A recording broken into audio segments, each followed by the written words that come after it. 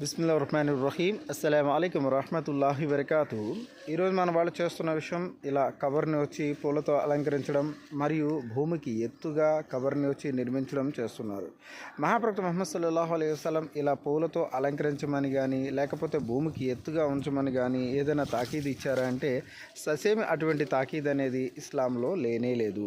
మహాప్రవక్త ముహమ్మద్ సల్లల్లాహు అలైహి వసల్లం స్పష్టంగా తెలియజేశారు, భూమికి ఎత్తుగా ఉన్న కవర్ని నేలకి సమానం చేయండి. అలాగే ముస్లింల మధ్యన ఏదైనా విగ్రహం ఉంటే దాన్ని పగలగొట్టకుండా వదిలిపెట్టొద్దు అనే విషయాన్ని కూడా ప్రవక్త వారు స్పష్టంగా తెలియజేశారు.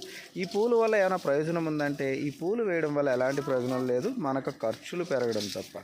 దీని బదులు మృతుని తరపు నుండి దాన ధర్మాలు చేయడం వల్ల వారికి ప్రయోజనం ఉంది. ఇది మహాప్రవక్త ముహమ్మద్ సల్లల్లాహు అలైహి వసల్లం గారు అనుమతిని ఇచ్చారు. అందువల్ల ఈ కార్యాలకు దూరంగా ఉండండి, ధర్మసమ్మతమైన కార్యాలకు దగ్గరగా ఉండండి.